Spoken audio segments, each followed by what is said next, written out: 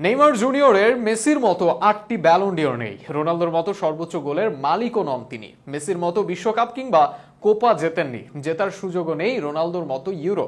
তবুও একটা নাম ফুটবল ভক্তদের হৃদয়ে গাথা, নামটি নেইমার জুনিয়র। ভিনি, রদ্রিগোরা এসেছেন, নিজেদেরকে প্রমাণ করেছেন বা করছেন। এই প্রজন্মে 5 তারকা ওই হলুদ জার্সিটার 10 নম্বর শুধু একজনের পেছনেই মানায়, তিনি নেইমার জুনিয়র। নেইমি মাঠে না থাকলেও তাকে মাঠে দেখতে চাওয়ার আক্ষেপটা থেকেই যাবে, অপেক্ষা করেই যাবেন ভক্তরা।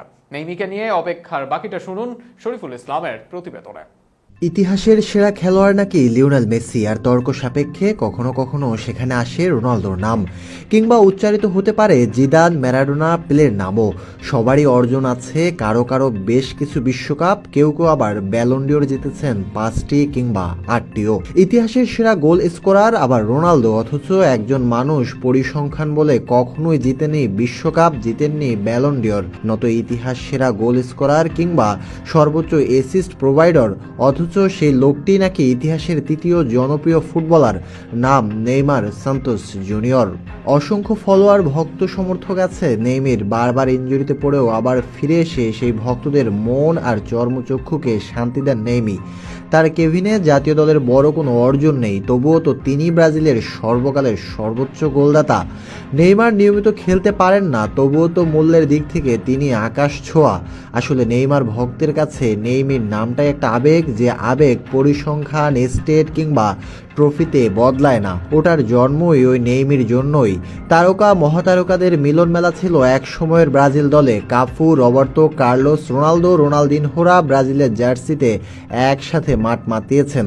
সেই ব্রাজিল এখন এমন হতশ্রী পর্যায়ে এসে পড়েছে, এক নেইমারের অভাবে যেন কোনোভাবে কাটিয়ে উঠতে পারে না তারা। দলের বিপর্যয়ে দায়িত্ব নিতে পারেন না আর কোনো খেলোয়াড়। একসময় বিশ্ব কাঁপানো ব্রাজিল এখন হেরে যাচ্ছে মধ্যম সারির দলের কাছে। এই তো কদিন আগে সমতায় শেষ হয়েছে যুক্তরাষ্ট্রের সাথে ম্যাচ। দুর্ভাগা নেইমার নিজের ফুটবল কেরিয়ারকে বোধহয় ইনজুরির কেরিয়ার নামে আখ্যায়িত করতেই পারেন। বছরের হিসেবে 1 দশকের বেশি হলেও মাঠের বাইরেই থাকতে হয়েছে যেন এর অর্ধেক সময়।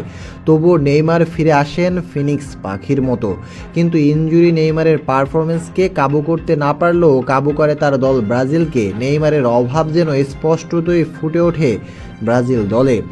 নেইমি বন্দনার বাইরে বাস্তবতার দিকে তাকালেও এই চিত্র ফুটে ওঠে। কেরিয়ারের শুরু থেকেই ক্লাব ও জাতীয় দলে সমানভাবে গোল ও অ্যাসিস্ট করে আসছেন নেইমার। জাতীয় দলের হয়ে প্রতি ম্যাচে গোল ও অ্যাসিস্টের গড়ে তিনি রয়েছেন শীর্ষে।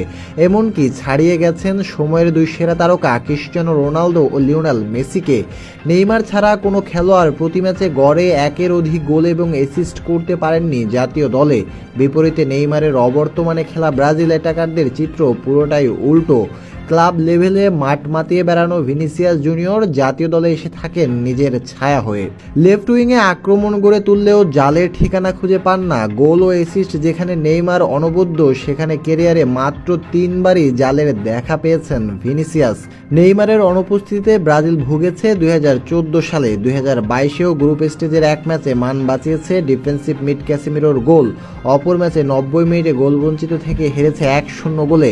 নেইমারবিহীন ব্রাজিল দল যেন গোল করতেই ভুলে যায়। তাই হয়তো উঠতি অনেক তারকাদের ভিড়ে ব্রাজিলের ম্যাচ এলেই ভক্ত সমর্থকদের মনে পড়ে নেইমারকে। তাছাড়া নেইমির দুপায়ের ওই জাদুকারী ড্রিবলিংয়ের নেশায় বুঁদ হতে অপেক্ষমান থাকে নেইমারের অনেক হ্যাটার্সও।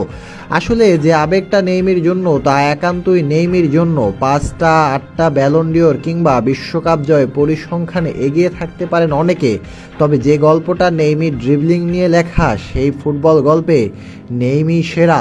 Shariful Islam, sports Times.